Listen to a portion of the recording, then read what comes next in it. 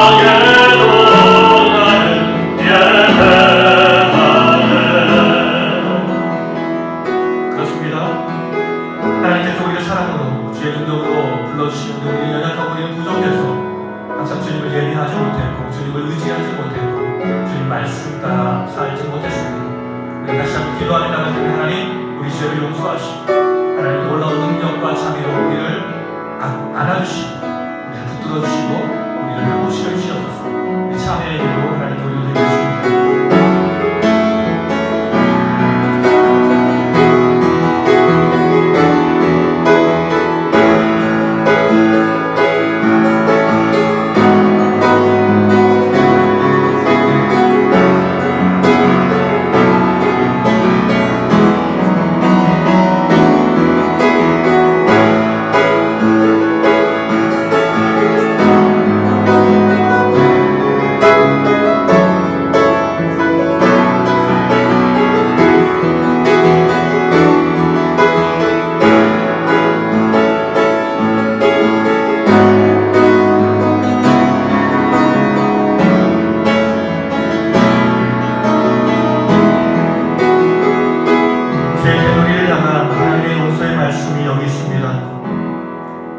관리하는 자는 망하리니 너희는 피난처이신 하나님께 가까이 할지니라. 아멘. 그렇습니다. 우리 하나님께 가까이 나가면 우리를 용서하시고 우리를 붙잡아 주시는 하나님의 놀라운 능력이 우리와 함께한 줄 믿습니다. 우리 기쁨 가지고 하나님을 찬양하시겠습니다.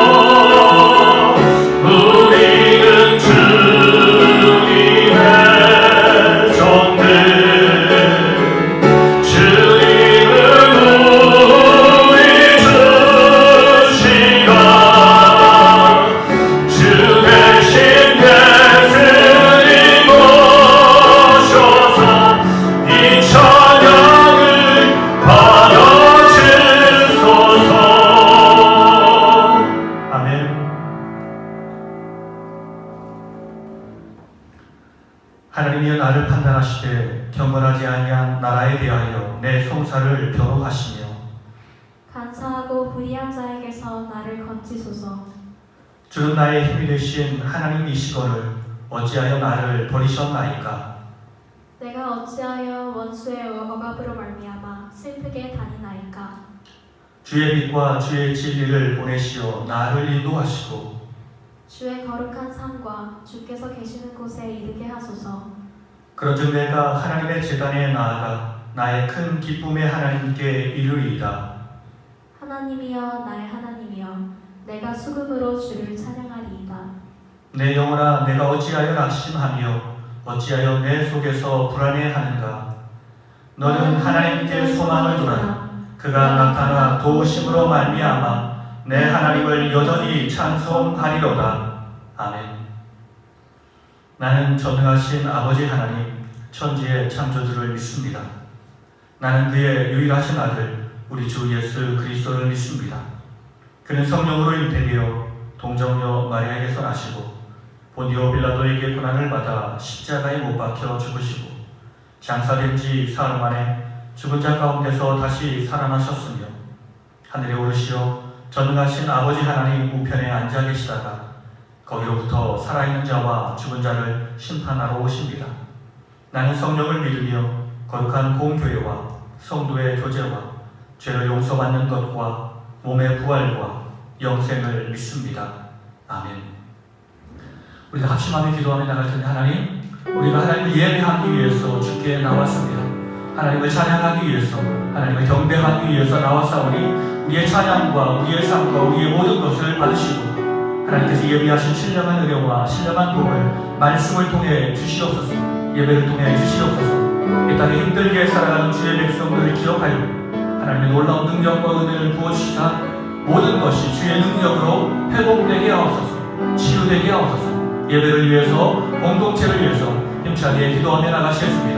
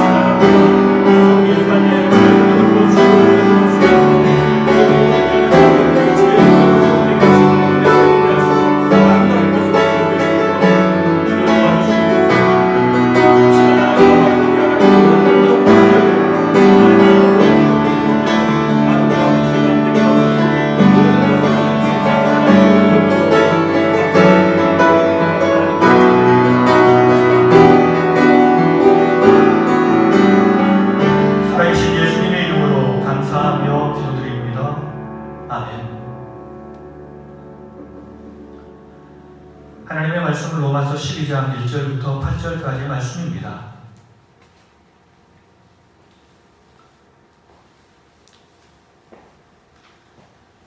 그러므로 형제들아, 내가 하나님의 모든 자비하심으로 너희를 권하노니 너희 몸을 하나님이 기뻐하시는 거룩한 산 제물로 드리라. 이는 너희가 드릴 영적 예배이라. 너희는 이 세대를 본받지 말고 오직 마음을 새롭게 함으로 변화를 받아 하나님의 선하시고 기뻐하시고 온전하신 뜻이 무엇인지 분별하도록 하라.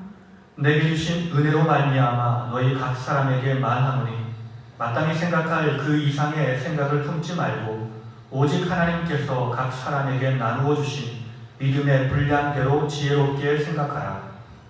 우리가 한 몸에 많은 지체를 가졌으나 모든 지체가 같은 기능을 가진 것이 아니니 이와 같이 우리 많은 사람이 그리스도 안에서 한 몸이 되어 서로 지체가 되었느니라.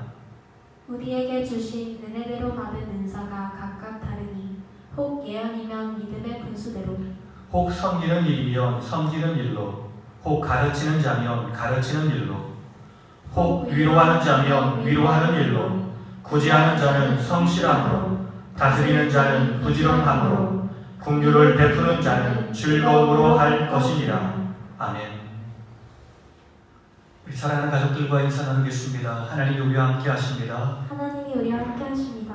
하나님께서 우리와 함께 하시며 주의 은혜와 주의 사랑과 축복을 베풀어 주실 줄 믿습니다. 오늘 우리가 읽은 본문은 우리가 너무 잘 아는 본문입니다. 1절 말씀은 이렇게 말씀합니다. 그러므로 형제들아, 내가 하나님의 모든 자비하심으로 너희를 권하노니 너희 몸을 하나님이 기뻐하시는 거룩한 산 제물로 드리라. 이는 너희가 드릴 영적 예배이다. 이 말씀에서 바울은 우리가 드려야 할 영적 예배에 대한 말씀을 우리에게 교훈하고 있습니다. 우리는 예배를 생각하기에 앞서 누가 예배를 시작하는가, 이 문제를 먼저 살펴볼 필요가 있습니다. 사람이 언제 하나님께 예배를 드리려 할까요? 그때는 내가 아무것도 할 수 없다라는 사실을 깨달을 때입니다. 한 사람이 사랑하는 사람과 함께 길을 가고 있습니다. 그가 가는 길이 어두운 길이지만, 그가 가는 길이 험난한 길이지만 그 사람은 두렵지 않습니다. 걱정되지 않습니다. 왜냐하면 사랑하는 사람과 함께 하기 때문에 그렇습니다. 그런데 그녀를 집에다까지 데려다주고 돌아올 때는 내 마음 가운데 두려움이 생깁니다. 내가 혼자라는 사실을 깨닫게 되고 지금 가고 있는 이 시간이 어둡고 우리가 가는 길이 험난한 길이라는 것을 알기 때문에 그렇습니다. 조금 소리가 들리면 두려워지고 혹여 귀신은 아닌가, 혹여 나를 해하는 사람은 아닌가 두려워 떠는 것입니다. 갑자기 큰 소리라도 들리면 너무나 두렵고 떨립니다. 그러자 그는 마음속으로 이렇게 기도합니다. 신이시여 나를 지키시고 보호해 주소서. 보통 사람은 자신이 행복할 때, 성공할 때, 모든 일들이 잘 진행될 때는 신을 보지 못합니다. 인간이 신을 발견할 때는 자신의 무능함을 깨달을 때입니다. 로마서에서 바울이 강하게 주장하는 내용은 인간은 무능한 존재라는 사실입니다. 아무리 노력한다 할지라도 하나님이 기뻐하시는 선을 행할 수 없고 완전할 수 없는 죄인이라는 사실입니다. 그렇습니다. 우리 모든 인간은 죄인입니다. 무능한 사람입니다. 그때 우리는 주님의 도움을 찾아야 합니다. 그러나 사람이 신을 찾는다 할지라도 하나님을 만날 수 있는 것은 아닙니다. 인간이 신을 찾지만 보통은 다양한 우상을 신이라고 착각해서 찾을 뿐입니다. 인간은 완전한 선택을 할 수 없습니다. 두 번째는 나를 사랑해서 다가오시는 하나님의 은혜로 예배를 시작한다는 개념입니다. 사람은 하나님과 온전한 만남, 온전한 예배를 시작할 수 없습니다. 우리 1절 다시 한번 보겠는데요.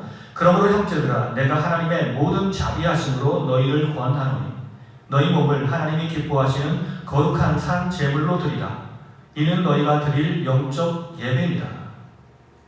바울은 예배에 대해서 말씀하면서 로마서 12장에서 그러므로라는 단어로 시작하고 있습니다. 이 말은 자신이 앞서 말한 모든 내용을 받는 말입니다. 바울이 로마서를 통해서 먼저 말씀한 내용은 무엇입니까? 인간은 죄인인데 죄인된 인간을 하나님이 찾아오셨다라고 말씀하신 것입니다. 우리를 사랑하시기 때문에 우리를 구원하시기 위해서 예수님이 육체의 몸을 입고 이 땅에 오셨습니다. 그리고 지금도 성령님께서 우리와 동행하시며 하나님의 크신 은혜와 사랑을 베풀고 있다라는 사실입니다. 그리고 이 말씀에서 다시 언급되는 말씀이 있는데 하나님의 자비하심이라는 말입니다. 그렇습니다. 예배의 시작은 인간의 판단과 결정이 아닌 하나님의 자비하신 은혜, 죄인된 인간을 향해서 나오시는 하나님의 놀라운 사랑에서 예배가 시작되는 것을 우리는 기억해야 합니다. 인간은 죄인이기 때문에 하나님을 가까이 할 수 없습니다. 하나님을 가까이 한다면 거룩하신 하나님께서, 심판의 하나님께서 우리를 정죄하고 우리에게 큰 심판을 내리실 것입니다.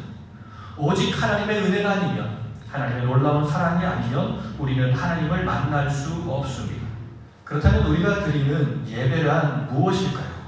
예배란 하나님의 자녀들이 이 땅에서 미래에 있을 하나님의 영생을 미리 맛보는 행위입니다. 우리가 생각할 때 예배는 하나님과 인간의 만남이다라고 생각합니다. 그 말은 맞는 말입니다.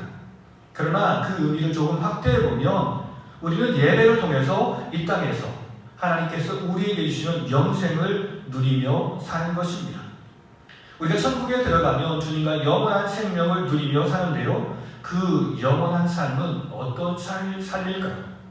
저는 몇 주 전부터 영생이라는 말을 설명드렸습니다. 하늘나라에서 성삼위 하나님께서 사랑하는 자녀들을 위해서, 하나님의 백성들을 위해서 최선을 다하시며 주의 능력으로 우리를 지키시고 보호하시고 선물을 주시는 것입니다. 그리고 주님의 사랑을 받은 우리도 주님을 사랑으로 섬기고 충성으로 섬기며 사는 것이 예수 안에 있는 영생입니다. 우리가 하나님의 은혜와 사랑을 우리는 언제, 어디서 크게 경험할 수 있을까? 하나님께서 우리를 사랑하신다, 하나님께서 우리를 보호하신다라는 그 하나님의 사랑을 깨달을 수 있는 가장 좋은 시간은 바로 우리가 예배하는 시간입니다. 예배를 통해서 우리에게 다가오시는 하나님의 놀라운 사랑과 은혜가 예배와 함께하고 있다는 것입니다. 말씀을 통해서 우리는 하나님의 마음을 깨닫게 됩니다. 그리고 말씀을 통해서 하나님의 사랑을 경험하게 됩니다. 우리를 위해서 일하시는 놀라운 하나님의 사랑과 은혜를 경험하게 됩니다. 그리고 우리는 그 하나님을 믿으며 최선을 다해 하나님 앞에 내가 가진 모든 것을 드립니다. 나의 찬양을 드리고 나의 삶을 드리고 나의 육신을 드리고 나의 몸을 드리며 나의 모든 것을 내어 드리는 것입니다. 이렇게 우리는 예배를 통해서 영생을 누리게 됩니다. 그러므로 우리가 드리는 이 예배 시간이 얼마나 소중한 시간이며 얼마나 복된 시간인지 우리는 깨달아야 합니다. 예배를 통해서 우리의 힘과 능력을 회복하는 시간이기 때문에 그렇습니다. 그렇다면 우리가 드리는 예배의 목표는 무엇일까요? 우리가 예배를 드리면 어떻게 변화될까요? 두 번째는 예수 그리스도를 닮아가는 것이 예배의 목표입니다. 사도 바울은 영적 예배를 설명하면서 너희 몸을 하나님이 기뻐하시는 거룩한 산 제물로 드리라 라고 말씀합니다. 우리가 이 말씀을 들으면 어떤 것이 생각나십니까? 바울은 이 말씀을 하면서 자신의 몸을 십자가에서 산 제물로 하나님께 드리신 예수 그리스도의 사랑을 우리에게 말씀하고 있습니다. 다른 말로 표현하면 이 땅에서 예수 그리스도의 삶을 말하는 것입니다. 너희가 하나님께 예배하면 어떤 예배를 드려야 하느냐? 바로 예수님처럼 예배를 드려야 된다. 다른 말로 표현하면 예수님을 닮은 삶을 이 땅에서 살아야 한다라고 말씀하고 있습니다. 그렇습니다. 우리의 예배의 목표는 단 한 가지, 우리의 삶의 변화입니다. 예수 그리스도를 닮아가는 것이 우리 예배의 목표입니다. 오늘 우리는 어떻습니까? 예배자로 매 주일마다 교회에 나와서 예배를 드리고 있는데 우리는 예수 그리스도의 마음을 아는 사람입니까? 예수 그리스도의 인격을 알고 그분을 닮아가기 위해서 노력하는 삶을 살아가고 있습니까? 오늘 우리가 예배에 성공하면 주 안에서 성공 인생이 될 것입니다. 그런데 예배에서 성공하는 일이 결코 쉽지 않다는 것을 우리는 기억해야 합니다. 우리가 예배를 드리다 보면 성공하는 예배도 있고 실패하는 예배도 있습니다. 2절 상반절은 이렇게 말씀합니다. 너희는 이 세대를 본받지 말고 라고 말합니다. 우리는 예수 그리스도를 닮아가시나요? 아니면 세상을 닮아가고 있나요? 바울은 2절에서 이 세대를 본받지 말라라고 말씀합니다. 본받는다라는 말이 어떤 의미인지 우리는 옷을 만들어 본 사람이기 때문에 잘 아는 말씀입니다. 하나의 본을 가지면 그 본을 가지고 천장을 만들 수 있습니다. 그리고 수만 장의 옷을 만들 수 있습니다. 그렇습니다. 본받는다라는 말은 다른 말로 표현하면 닮아간다라는 말입니다. 그렇다면 우리는 예수 그리스도를 닮아가는 사람입니까? 아니면 세상을 닮아가는 사람입니까? 바울은 강력하게 말씀하기를 너희는 이 세대 곧 이 세상을 본받지 말라라고 말씀합니다. 우리가 예배에 실패하는 이유가 무엇입니까? 세상의 삶의 중심을 나의 삶의 중심을 세상에 두기 때문에 그렇습니다. 항상 세상에서 나의 꿈과 나의 비전이 나의 목표가 되기 때문에 그렇습니다. 우리의 몸은 예배의 장소에 있지만 마음은 항상 나 자신을 향하고 있습니다. 나의 성공과 나의 안위와 나의 발전을 꿈꾸며 살아가고 있다는 것입니다. 그렇기 때문에 세상을 향한 하나님의 경고의 말씀을 선포한 노아의 경고가 우리의 귀에 들리지 않는 것입니다.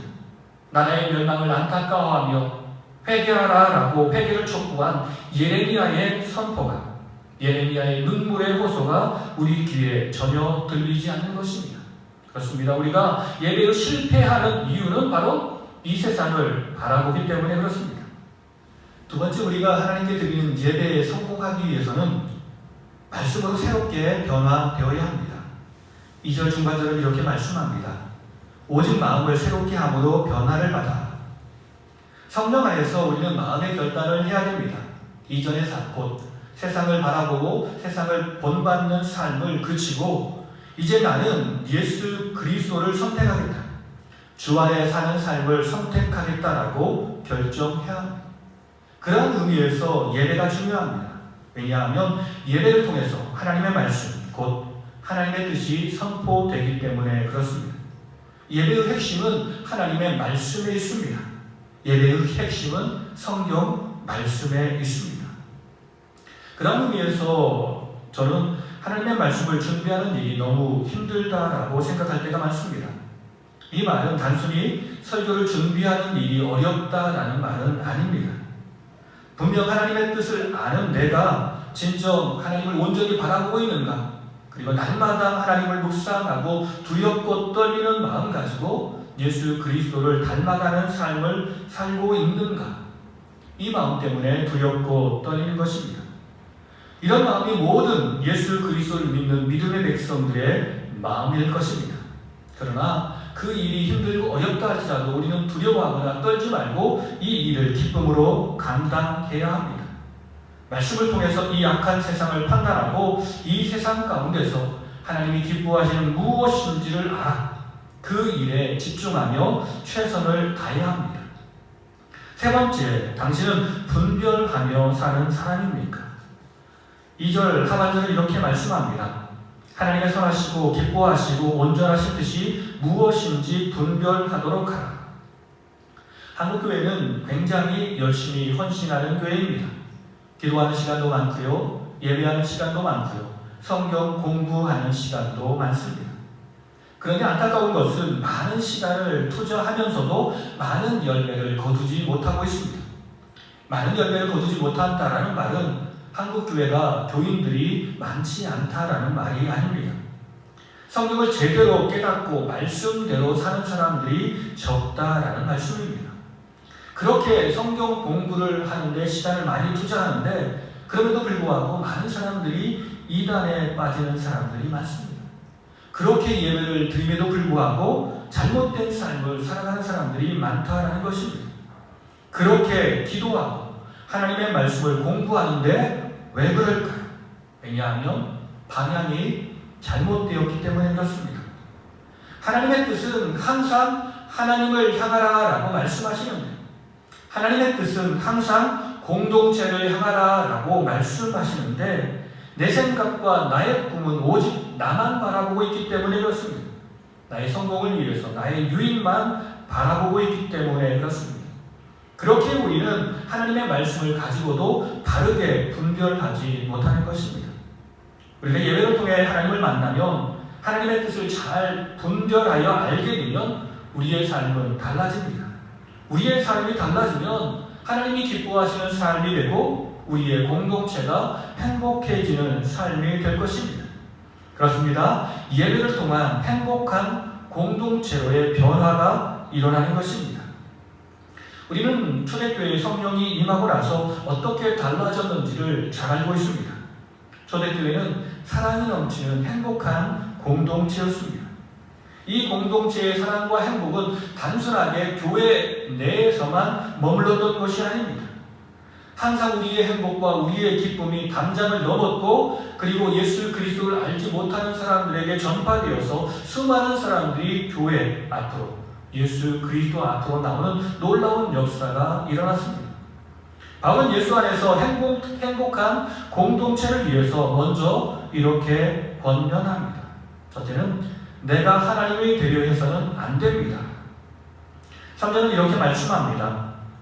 내게 주신 은혜로 말미암아 너희 각 사람에게 말하노니 마땅히 생각할 그 이상의 생각을 품지 말고 오직 하나님께서 각 사람에게 나누어 주신 믿음의 분량대로 지혜롭게 생각하라. 여기 말씀해 보니까 마땅히 생각할 그 이상의 생각을 품지 말고, 이 말씀이 의미하는 것이 무엇일까요? 사람은 한계가 있는 존재라는 사실입니다. 그런데 자신의 한계를 알지 못한 채 그것을 뛰어넘어 모든 것을 판단해서는 안 된다는 것입니다. 이것은 하나님의 권위에 도전하는 행위입니다. 한국교회 수많은 지도자가 처음에는 겸손히 주를 섬기며 주를 쫓다가 나중에는 교만해져서 하나님과 싸우는 많은 사람들이 있습니다. 그런 사람들의 입에서 나오는 말은 보통 하나님이라는 말보다는 내가라는 말을 사용합니다. 내가 어떤 사람인데, 내가 예전에 어떤 일을 한 사람인데, 하나님을 이야기하고 있지만 그럼에도 불구하고 하나님의 뜻과는 전혀 다른 이야기를 하고 있습니다. 인간은 하나님의 권위에 도전해서는 안 됩니다. 우리가 해야 할 일은 하나님의 권위에 복종하고 순종하는 일입니다. 주 안에서 우리 모두는 형제 자매임을 기억해야 합니다. 그래서 항상 우리는 가족이다, 형제 자매이다, 누가 높고 누가 낮다라고 말할 수 없습니다. 완벽한 사람도 없고 완전히 쓸모없는 사람도 없습니다. 바울은 지혜롭게 생각하라라고 말씀합니다. 다른 사람들을 향해서 쉽게 판단하고 정죄하는 일에 앞장서지 말고 혹여 다른 사람들이 실수하고 잘못하면 이것을 우리의 타산지석으로 삼아야 한다는 것입니다. 정죄하는 일이 아닌, 곧 파괴하는 일이 아닌 나를 발전하기 위한 도구로 이 모든 것을 사용해야 합니다. 이렇게 되면 우리는 행복해집니다. 두 번째 공동체에서 중요한 것은 함께 한다는 사실이 얼마나 큰 축복인지 알게 됩니다. 4절과 5절은 이렇게 말씀합니다. 우리가 한 몸에 많은 지체를 가졌으나 모든 지체가 같은 기능을 가진 것이 아니니 이와 같이 우리 많은 사람이 그리스도 안에서 한 몸이 되어 서로 지체가 되었느니라. 함께 한다라는 말의 반대말은 끼리끼리 모인다라는 말입니다. 세상이 점점 악해지고 있습니다. 이 말은 사람들이 점점 끼리끼리 모이고 있다라는 말씀입니다. 자기가 편한 사람들을 선택하고 모임을 유지하려고 합니다. 그리고 자신의 마음에 들지 않는 사람들은 배제합니다. 폐쇄적인 모임을 만드는 것입니다. 그러나 성경은 말씀하기를 누구든지 오라라고 말씀합니다. 왜 누구든지 와야 할까요? 그렇습니다. 모든 사람들이 공동체 안에서 도움이 되며 필요하기 때문에 그렇습니다. 각자의 기능은 달라도, 각자의 생각은 달라도, 각자 잘할 수 있는 일은 달라도 함께하면 큰 효과를 낼 수 있다는 것입니다. 공동체를 위해서 모든 사람들이 필요한 사람임을 우리는 기억해야 합니다. 우리는 미운 오리 새끼라는 우화를 잘 알고 있습니다. 다르다라는 이유 때문에 배제되었던 미운 오리 새끼가 우리가 잘 아는 것처럼 나중에 보니까 백조였습니다. 이 이야기를 성경은 이렇게 표현합니다. 사도행전 4장 11절의 말씀인데요. 이 예수는 너희 건축자들의 버린 돌로서 짐 모퉁이의 머릿돌이 되었느니라. 그렇습니다. 예수님은 세상에서 버림받은 삶을 살았습니다. 똑똑하다라는 사람, 그리고 하나님의 말씀을 많이 안다라는 사람, 권력을 가진 사람들이 예수님은 무능한 사람이며 죄인이라고 정죄하며 세상에서 버렸습니다. 그런데 나중에 보니까 예수님이 미운 오리 새끼처럼 취급을 당하셨지만 알고 보니까 백조였습니다. 우리 모두는 다 주 안에서 백조입니다. 왜냐하면 우리 아버지 하나님이 우리의 주관자 되시고 우리의 아버지 되시기 때문에 그렇습니다. 미국에서 한 여자가 자동차를 타고 혼자 여행을 하던 길이었습니다. 그런데 길을 가다가 도로 한복판에서 기름이 떨어져 버렸습니다. 그때 무서웠던 것은 기름이 떨어졌다라는 이유도 있었지만 한 노숙자가 자기 자신을 지켜보고 있었기 때문에 그렇습니다.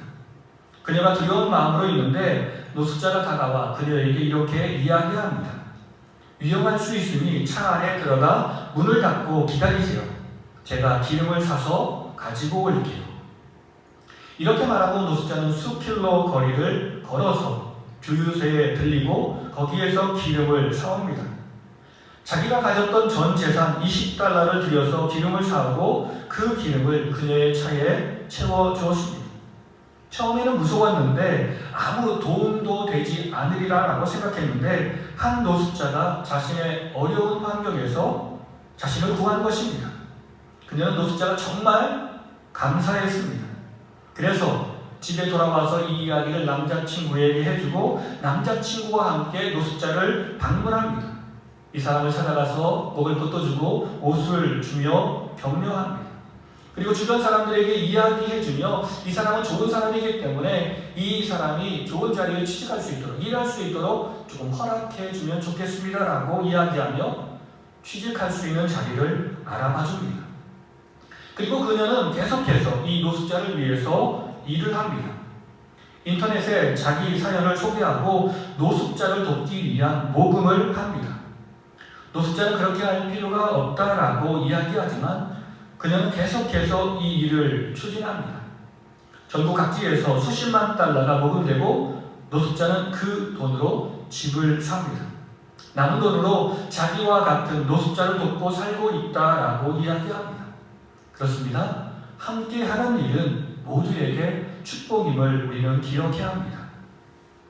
세 번째, 맡은 자에게 주님이 구하시는 것은 기쁘게 충성하는 삶입니다. 8절은 이렇게 말씀합니다.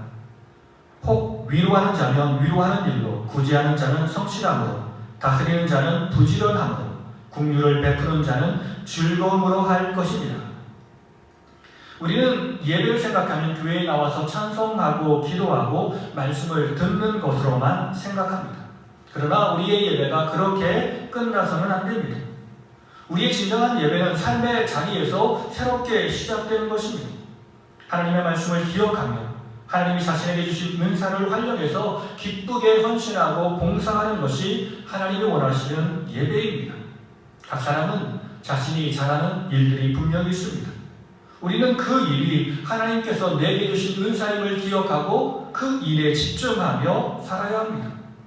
하나님의 은사로 주신 일을 감당할 때 중요한 것은 기쁨을 가지고 성실하게 그리고 충성스럽게 해야 합니다. 고린도전서 4장 2절은 이렇게 말씀합니다. 그리고 맡은 자들에게 구할 것은 충성이니라. 하나님은 우리가 자기 일에 충성하며 열심히 일할 것을 요구하십니다.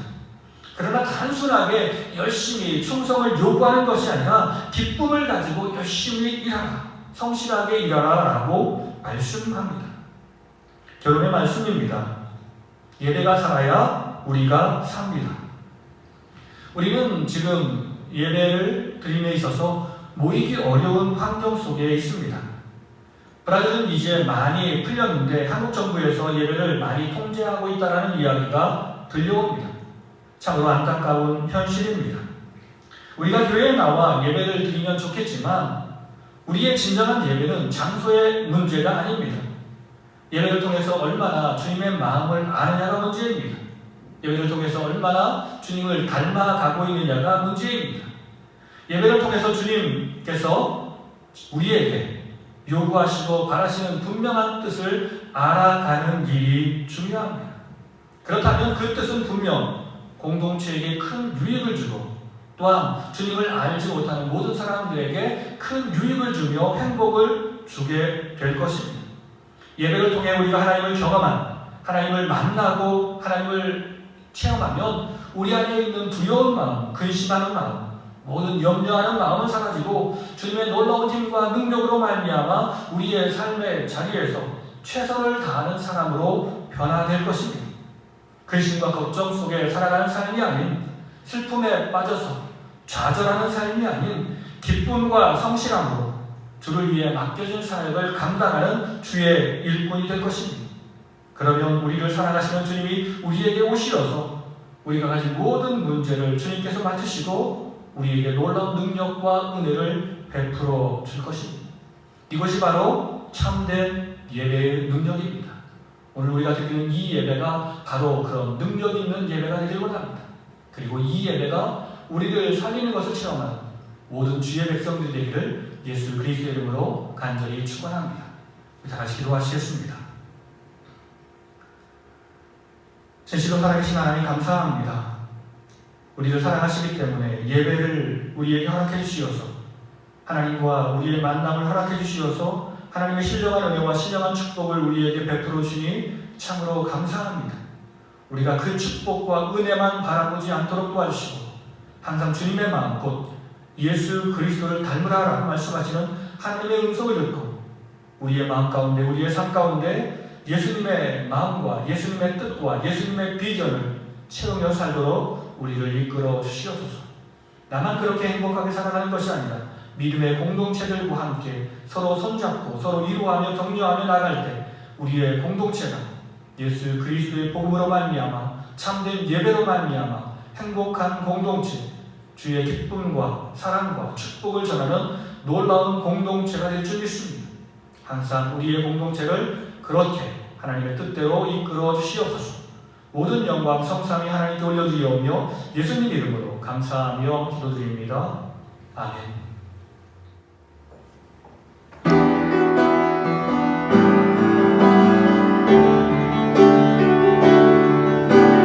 지금까지 지내온 것은 주의 은혜라 주의 은혜라 지금까지 지내온 것은 주의 은혜라 주의 은혜라 지금까지 지내온 것은 주의 은혜라 주의 은혜라 지금까지 지내온 것은 내가 하나님의 자녀 된 것은 하나님의 자녀 된 것은 주의 은혜라 주의 은혜라 하나님의 자녀 된 것은 주의 은혜라 주의 은혜라 하나님의 자녀 된 것은 주의 은혜라 주의 은혜라 하나님의 자녀 된 것은 사랑하는 가족들과 다시 한번 인사 나눌 때요. 예배가 살아야 우리가 삽니다. 예배가 살아야 우리가 삽니다. 좋습니다. 진정한 예배를 회복할 때 하나님께서 우리에게 큰 은혜와 복을 베풀어 주십니다. 우리가 매주일 11시에 교회에서 예배를 드리고 있습니다. 참여하지 못하면 영상으로 예배 드려주시고 또한 시간 되시면 그리고 관광 되시면 꼭 교회에 나와 함께 예배를 드리면 좋겠습니다. 마지막 찬양 하나님께 올려드리겠습니다.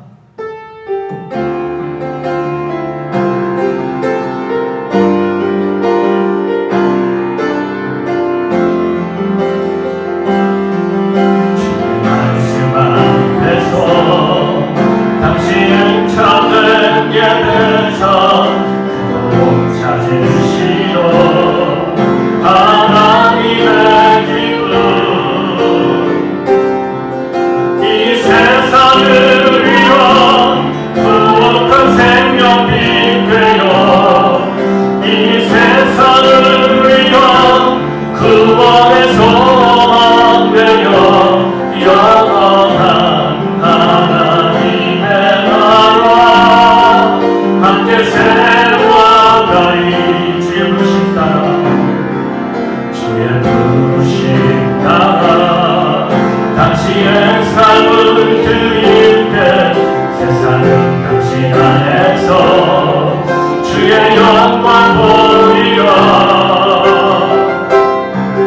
이 세상을 이길 주님의 군사 되어 이 세상을 섬긴 주님의 성과 되어 영원한 하나님의 나라 함께 세워가 이 세상을 이길 이 세상을 이길 주님의 군사 되어 이 세상을 섬긴 주님의 성과 되어 영원한 하나님의 나라 함께 세워가리 지금은 우리 구주 예수 그리스도의 은혜와 아버지 하나님의 무한하신 사랑과 성령님의 감화 감동 교통하심 주님께서 찾으시는 이는 온전한 예배자 예수 그리스도를 닮아가기 위해서 헌신하며 하나님을 쫓아가는 자임을 기억하며 날마다 주님을 닮기를 원합니다. 그리고 주님께서 우리에게 주신 그 은혜와 축복과 사랑을 믿음의 공동체들과 함께 누리며 항상 세상의 주의 영광을 선포하며 살기를 원합니다. 기도하며 찬송하며 헌신하며 이 힘든 세상으로 담대히 나가시는 사랑하는 성도님들과 가정과 자녀들의 삶 가운데 주님께서 빚값으로 세우신 우리 작은 샤트리, 그리고 이 땅에서 주를 예배하는 모든 백성들과 이 땅을 살아가는 모든 백성들 위해 이제로부터 영원토록 함께하시기를 간절히 축원하옵나이다. 아멘.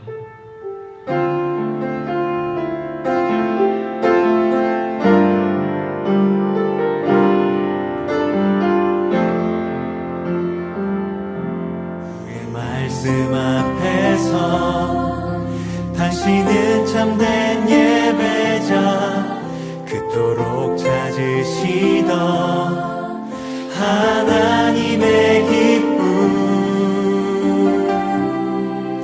이 세상을 향한 거룩한 생명빛 되어 이 세상을 위한 구원의 소망 되어 영원한 하나님의 나라 함께 세워가리.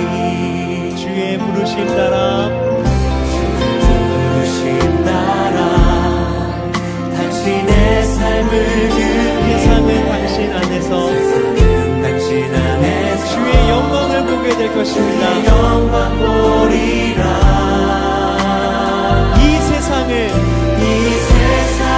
이긴 주님의 군사들, 또한 이 세상을 섬길, 이 세상을 섬길 주님의 손과 발 되어 영원한 하나님의 나라 함께 세워 자신을 향하여서 이 세상을 이긴, 이 세상을 이긴 주님의 군사 되어 이 세상을 섬길 주님의 손과 발 되어 영원한 하나님의 나라 함께 세워가리.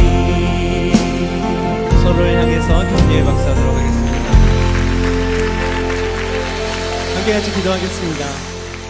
지금은 우리를 제자로 부르신 예수 그리스도의 은혜와 우리를 이 땅 가운데 창조하시고 모든 만물의 근원 되신 하나님의 사랑과 여전히 우리를 홀로 놔두지 않고 우리를 이끄시는 성령의 친밀함과 그 사귐이 이곳에 있는 모든 자들과 영원토록 함께 하시기를 간절히 축복합니다. 아멘.